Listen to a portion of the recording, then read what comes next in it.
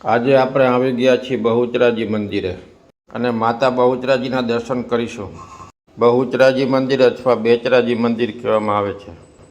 ભારત દેશના પશ્ચિમ ભાગમાં આવેલું ગુજરાત રાજ્યના મહેસાણા જિલ્લામાં આવેલું છે અને તે બહુચરાજી તાલુકાનું મુખ્ય મથક પણ ગણાય છે।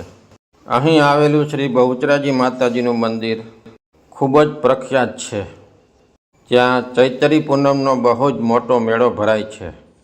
બહુચરાજીનું નામ અહીં આવેલા બહુચરાજી માતાજીના નામે પડેલું છે।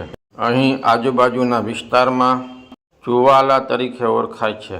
બેચરા ગામની મંદિરથી 1 કિલોમીટર દૂર શંખલપુર ગામ પણ આવેલું છે। ત્યાં શંખલપુર માતાજીનું મંદિર પણ છે।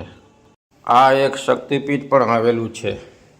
માતાજીના પ્રાગટ્ય વિશે અનેક લોકકથાઓ મળે છે। એક લોકવાયકા પ્રમાણે ગુજરાતના હળવદ તાલુકામાં આવેલા સાપકડા ગામમાં દેવલ આય અને બાપલ દેથા ચારણને આંગણે 4 દેવીઓનો જન્મ થયો।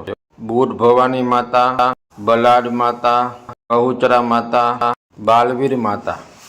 વિક્રમ સંવત 1451માં ઈસવીસન 1395 શાક સંવત 1317 અષાઢ સુદ અને બીજના દિવસે જન્મ્યા અને ચૈતર સુદને 15મા દિવસે પ્રાગટ્ય થયું અને તે તેમની બહેન વણઝાર સાથે જતા હતા ત્યારે બાપિયા નામક ધાડપાડુએ તેમના કાફલા ઉપર હુમલો કરેલો। ચારણોની સામાન્ય પરંપરાને પ્રમાણે જ્યારે કોઈ શક્તિશાળી શત્રુઓનો સામનો કરવાનો હોય ત્યારે અંતિમ પગલા લેખે તેઓ દુશ્મનને ચરણે જવાને બદલે જાતે જ પોતાનો જીવ કાઢી આપે છે, જેને ત્રાગુન કહેવાય છે। ચારણનું લોહી છંટાવવું તેને ઘોર પાપ માનવામાં આવે છે। અહીં પણ ધાડપાડુઓએ શરણે થવાને બદલે બહુચરા માતા અને તેમની બહેનોને ત્રાગુન કર્યું અને પોતાના સ્તન જાતે જ વાઢી નાખ્યા। લોકવાહિકા એમ કહે છે કે આથી ધાડપાડુએ બાપયો શાપિત થયો અને તે નપુંસક થયો અને નામર્દ થઈ ગયો।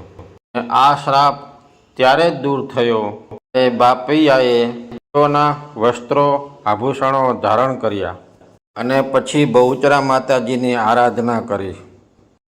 હાલમાં ભારતમાં અહીં હિજડાઓના, નપુંસક અને જ્ઞાત જાતિઓના લોકો ઘણી ભાવપૂર્વક બહુચરા માતાજીની ભક્તિ કરે છે। પોતાને એના આરાધ્ય દેવી તરીકે મા બહુચરાજીની પૂજા કરે છે અને જો તમે બહુચરાજી મંદિર ગમે ત્યારે જશો તો ત્યાં તે લોકો હશે, પાવૈયાઓ તમને ત્યાં મળી જશે અને એ લોકો માતાજીની બહુ જ પૂજા કરે છે। આ એક લોકવાયતા હતી। બહુચરા માતાજીના ઉપલા જમણા હાથમાં તલવાર છે અને ઉપરના ડાબા હાથમાં ધર્મગ્રંથ છે। નીચેના જમણા હાથમાં અભય મુદ્રામાં છે અને નીચેના ડાબા હાથમાં ત્રિશૂલ ધારણ કરેલું છે। માતાજીનું વાહન કુકડો છે। તે કુકડો એ નિર્દોષતાનું પ્રતીક મનાય છે। તો આ હતી માતાજીની લોકવાયક કથા। આપ સૌને જય માતાજી। મારી ચેનલ સારી લાગે તો સબસ્ક્રાઈબ કરજો, શેર કરજો અને લાઈક કરજો। આપણે બીજા આવા વિડીયો લઈને પધારશું। જય માતાજી।